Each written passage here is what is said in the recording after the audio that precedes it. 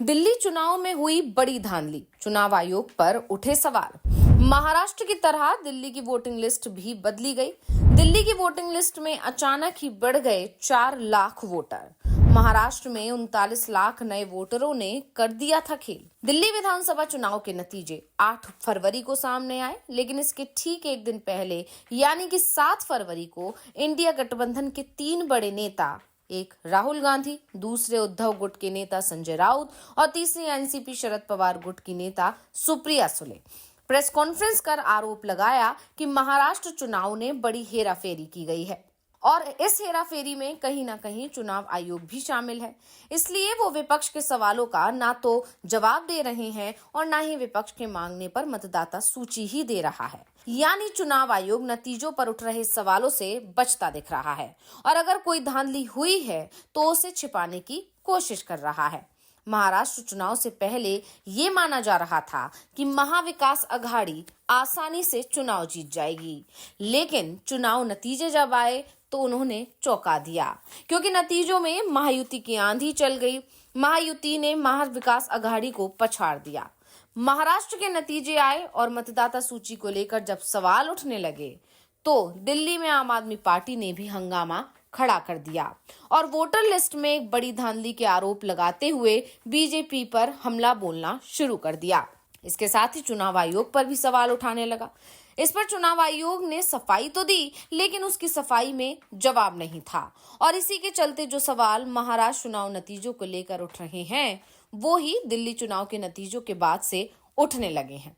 तो हम अपनी स्पेशल रिपोर्ट में दिल्ली चुनाव नतीजों पर उठ रहे इन्हीं सवालों पर करेंगे बात, लेकिन दिल्ली चुनाव की बात करें उससे पहले हम आपको महाराष्ट्र चुनाव के नतीजों पर संजय राउत ने क्या बड़ा खुलासा किया था उसके बारे में बताते हैं, तो इस वीडियो को आखिर तक जरूर देखें। संजय राउत ने कहा था कि महाराष्ट्र चुनाव से पहले अचानक ही महाराष्ट्र की वोटर लिस्ट में 39 लाख वोटर जोड़ दिए गए। ये वोटर कहाँ के हैं, इनके नाम पते क्या हैं, हमें वो चाहिए, लेकिन चुनाव आयोग हमें बता नहीं रहा है। ये लोग महाराष्ट्र के नहीं हैं, ये लोग हर चुनाव में वोट देते हैं।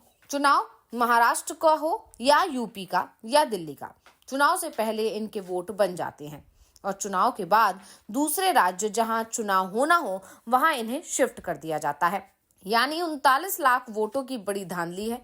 वैसे भी इंडिया गठबंधन की तरफ से ये दावा किया जाता है कि बीजेपी हर राज्य की 40 से 60% तक की सीटों को पहले से ही सिलेक्ट कर लेती है और उन सीटों पर अचानक ही वोटिंग लिस्ट में बड़ा बदलाव हो जाता है। 10% से ज्यादा वोट कट जाते हैं और ये धांधली सामने नहीं आए इसलिए इतने ही वोट बढ़ा भी दिए जाते हैं या उससे भी ज्यादा वोट बढ़ा दिए जाते हैं। यानी अगर 20,000 वोट काटा गया है तो 25 या फिर 30,000 वोट जोड़ दिया जाएगा। आपको याद होगा कांग्रेस के अध्यक्ष मल्लिकार्जुन खड़गे ने भी चुनाव आयोग पर इसी तरह का गंभीर आरोप लगाया था, लेकिन इसकी सफाई बीजेपी की तरफ से दी गई थी। खैर, अब ये मुद्दा एक बार फिर उठने लगा है और अब दावा किया जा रहा है कि वोटिंग के कई लोग वोट डालने से रह जाते हैं, तो जो नए मतदाता आखिरी समय पर जोड़े गए हैं वो वोट करने में कामयाब रहते हैं। ये वो मतदाता होते हैं जो राज्य के निवासी तक नहीं होते। अब ऐसे में राहुल गांधी का दावा है कि महाराष्ट्र में बीजेपी ने 118 सीटें सिलेक्ट की थी, जहां 25,000 से ज्यादा वोटरों की हेराफेरी की गई और इनमें से 102 सीट बीजेपी जीत गई। तो अब जो हेराफेरी महाराष्ट्र में हुई वैसी ही हेराफेरी दिल्ली चुनाव में भी देखने को मिल रही है। यानी जिस तरह की कथित धांधली के चलते महाराष्ट्र चुनाव में एमबीए को हार मिली, ठीक उसी तरह दिल्ली में आम आदमी पार्टी को हार मिली। ऐसे में वोटिंग लिस्ट की एक कथित धांधली को लेकर अब दिल्ली में हंगामा मचना तय माना जा रहा है। जिस तरह से महाराष्ट्र की वोटिंग लिस्ट में अचानक वोटर बढ़ गए, वैसा ही कुछ दिल्ली के साथ हुआ। महाराष्ट्र में बीजेपी ने 118 सीटों पर टारगेट फिक्स किया था, तो दिल्ली में ये संख्या 40 बताई जा रही है। दिल्ली की वोटिंग लिस्ट को अगर देखा जाए तो 2020 विधानसभा चुनाव से 2024 लोकसभा चुनाव के बीच मतदाताओं की संख्या 4,16,648 बढ़ी, जबकि केवल 7 महीनों की अगर बात करें तो मई 2024 लोकसभा चुनाव से फरवरी 2024 दिल्ली विधानसभा चुनाव तक ये संख्या 3,99,362 और बढ़ गई। यानी जितने वोट 4.5 साल में बढ़े उतने ही वोट 7 महीने में बढ़ गए। आखिर ये कैसे संभव हुआ? दरअसल 5 फरवरी को दिल्ली चुनाव के लिए जब वोटिंग हुई तब आम आदमी पार्टी, भारतीय जनता पार्टी और कांग्रेस के बीच कड़ा मुकाबला माना गया था। इससे पहले जब चुनाव प्रचार चला तो उस दौरान आम आदमी पार्टी ने चुनाव आयोग द्वारा मतदाता सूची को अपडेट करने की प्रक्रिया पर सवाल उठाए।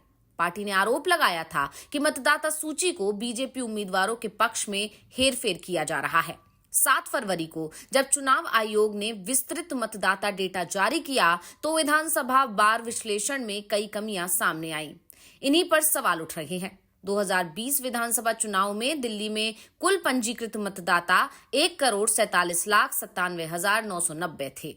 2024 लोकसभा चुनाव में यह संख्या बढ़कर 1,52,14,638 हो गई और 2025 दिल्ली विधानसभा चुनाव तक ये बढ़कर 1,56,14,000 हो गई। यानी जितने वोट 4.5 साल में बढ़े उतने ही अगले 7 महीने में बढ़ गए।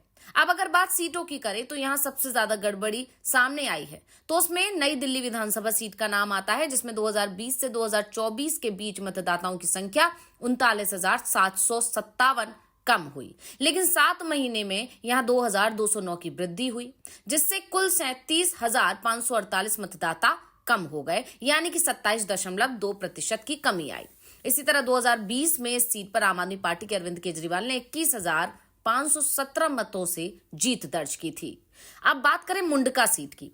यहां 7 महीने में 17,549 मतदाताओं की वृद्धि हुई 4 वर्षों में, जो कि 14,230 से ज्यादा रही, जिसके कुल 31,779 मतदाता बढ़े।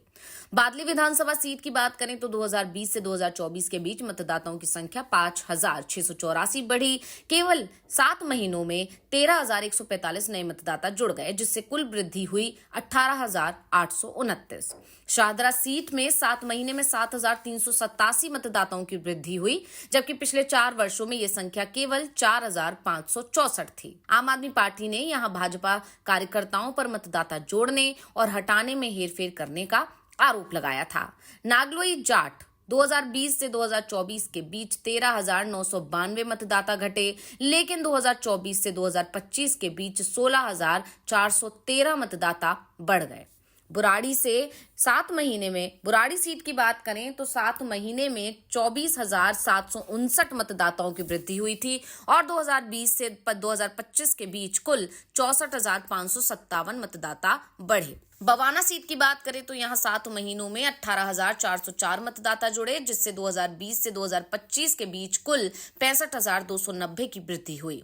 इसी तरह विकासपुरी में 2020 से 2025 तक 61,745 नए मतदाता जुड़े। इसके अलावा किराड़ी, बदरपुर, मुंडका और करावल नगर में भी मतदाताओं की संख्या में जबरदस्त बढ़ोतरी हुई, जिससे मतदाता सूची अपडेट प्रक्रिया पर सवाल उठे। साफ है, वोटिंग लिस्ट में हुए इस बदलाव को लेकर अगर चुनाव आयोग सही जवाब नहीं देता है या फिर उसके जवाब में विपक्षी दल संतुष्ट नहीं होते हैं तो मुख्य चुनाव आयुक्त राजीव कुमार पर फिर से सवाल उठेंगे।